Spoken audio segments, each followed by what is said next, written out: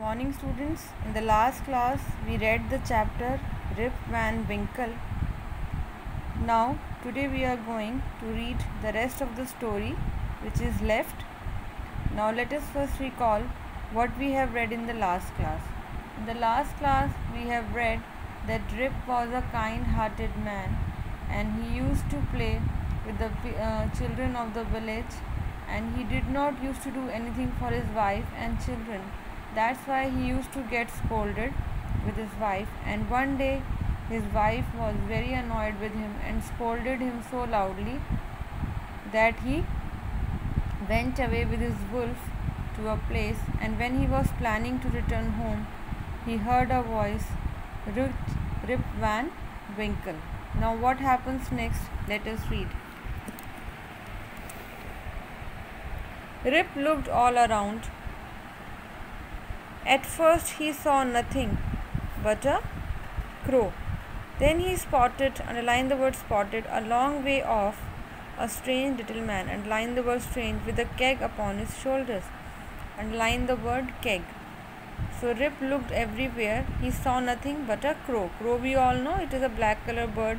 Then he spotted, then he saw a long way off a strange little man, a very unusual kind of man with a keg upon his shoulder. What do you mean by kegs?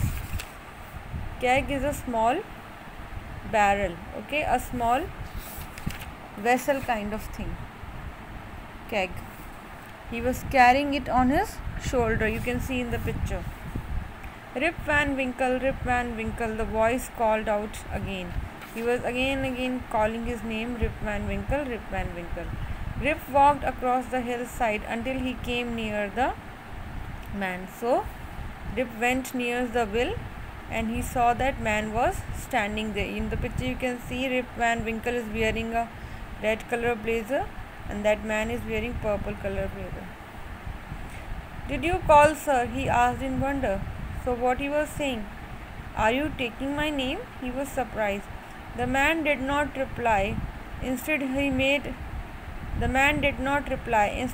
a sign as if to pray, carry his heavy keg up the hill for me. So the man did not give any answer to his question. Instead he was making a sign. He was indicating that please carry this heavy keg up the hill for me. He was indicating Rip Van Winkle to carry that barrel for him. Now Rip, though he was an idle in his own home, underline the word idle, and did not care for hard work, he was always ready to help other people. So he took the can upon his shoulder and both men began to trudge up the hill. So Rip, though he was idle in his home, he never used to do anything. Idle means when you are not doing anything, and did not care for hard work. He was not hard working, but he was always ready to help other people as he was kind hearted. So what did he do? He took the keg from that man and then both the men began to trudge up the hill. Underline the word trudge. Trudge means walk slowly with heavy steps. To walk slowly. They both moving upon the hill. After a little while they came to a hollow among the hills. The Rip saw a crowd of men. They were playing a game, 9 pins and the ball. As they rolled along, made a noise like thunder. After a little while, some time, they come to a hollow among the hills, and the Rip saw a group of men. They were playing a game of 9 pins. What is 9 pins? A bowling game. Okay, it is a bowling game. You have 9 pins and the balls. In the malls also you have seen this game.